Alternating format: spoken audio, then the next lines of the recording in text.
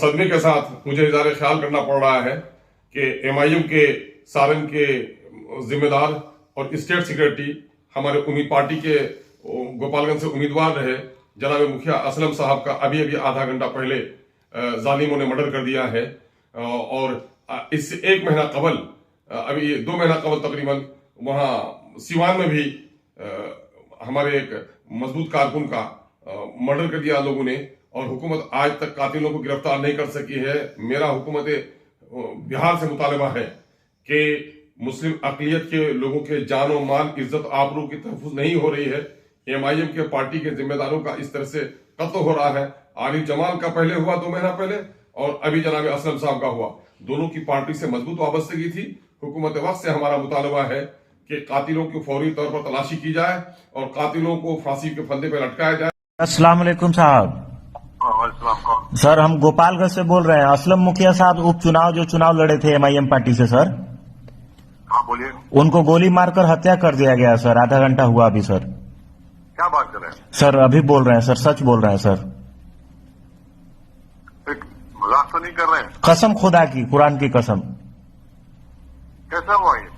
पता नहीं, एक बाइक सडनली बेचारे को, हम लोग लोकसभा चुनाव के लिए वो आज बात कर रहे थे, मीटिंग वगैरह कर रहे थे लोग, उसके बाद गोली मार दिया गया उनको। अभी आधा घंटा पहले सदर अस्पताल में उनको रखा गया है, उनके डेथ बॉडी को। अरे बाबा, हम लोगों के साथ हमेशा ये गलत ही हो रहा है सर। सिवान में जस्ट जिला जो बगल है, गोपालगंज के बगल में सर, वहां पे अभी मामला शांत नहीं हुआ। MIM का एक नेता था, उसको भी मार दिया गया, बंदे को। फिर अब हमारे गोपालगंज के जो थे उनको भी मार दिया गया, असलम मुखिया को, साहब को। क्या बोले भाई? सर, हम लोगों के साथ बहुत गलत हो रहा है, बहुत नाइंसाफी हो रहा है सर। सिर्फ यकीन नहीं हो रहा भाई, आप सही कह रहे हैं क्या? कसम खुदा की सर। फिर अभी बात करते हैं जी। खबर आ रही है असलम मुखिया साहब जो हमारे स्टेट के सेक्रेटरी थे और पार्टी के गोपालगंज के बाई इलेक्शन के कैंडिडेट भी थे, उनकी हत्या की खबर आ रही है। ये बिहार सरकार और बिहार के एडमिनिस्ट्रेटिव सिस्टम पर एक करारा तमाचा है। पिछले महीना हमारे आरिफ जमाल साहब को, जो डिस्ट्रिक्ट कन्वीनर सीवान थे पार्टी के, उनको मार दिया गया। फिर असलम साहब को मार दिया गया। आखिर नीतीश हुकूमत से हम पूछना चाहते हैं कि कितने असलम, कितने आरिफ, कितने आदिल, कितने अख्तर को आप लीजिएगा जान? आखिर आपका एडमिनिस्ट्रेटिव सेटअप क्या है? क्या MIM को आप बिहार में राजनीति नहीं करना नहीं देना चाहते? क्या मुसलमानों की एक आवाज जो बढ़ रही है आप नहीं चाहते? कभी बैरिस्टर असदुद्दीन ओवैसी साहब पे हमला, कभी अकबर साहब पे हमला, कभी अख्तरुल ईमान साहब पे हमला, कभी हम पर धमकी, क्या कभी असलम साहब की शहादत? हम शहादत को रायगा जाने नहीं देंगे। हम बिहार के DGP साहब से पूछना चाहते हैं, होम सेक्रेटरी साहब से पूछना चाहते हैं, वहां के जिला SP साहब से पूछना चाहते हैं, आखिर आपका एडमिनिस्ट्रेटिव सिस्टम है क्या? इंटेलिजेंस है क्या?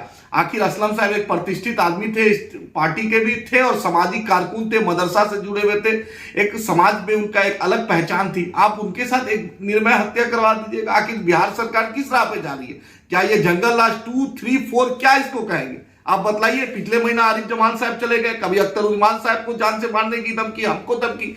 क्या हम इस देश में हमें रहने का अधिकार? याद रखिएगा, हम डरने वाले नहीं है। हयात मौत का मालिक अल्लाह है, अल्लाह है, अल्लाह है। लेकिन याद रखिए कि बिहार सरकार की नाकामी, असलम साहब की खून रायगा नहीं जाएगी। मजलिस इत्तेहादुल मुस्लिमीन इस मामले को हम सुप्रीम कोर्ट तक ले जाएंगे। हम home ministry Delhi, home ministry Patna को भी हमने रिक्वेस्ट किया था सिक्योरिटी के लिए, अख्तर ईमान साहब के लिए, कोई जवाब नहीं। यही क्या आप चाहते हैं? मुसलमानों की लाश पे आप राजनीति करना चाहते हैं? हाँ, हमारे खून का, हमारे लहू का कोई कदर नहीं। हम राजनीति भी नहीं करें, हम अपनी आवाज भी नहीं उठाएं।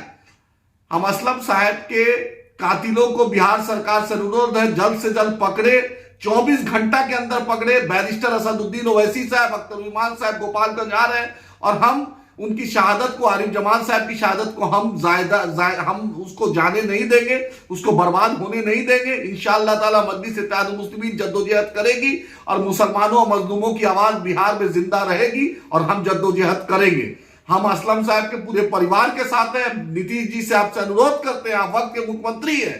हम DGP साहब से, होम सेक्रेटरी साहब से अनुरोध करते हैं कि आप अपराधियों पर अंकुश लगाइए। बिहार में जो निर्मय हत्या हो रही है, इस पर अंकुश लगाइए।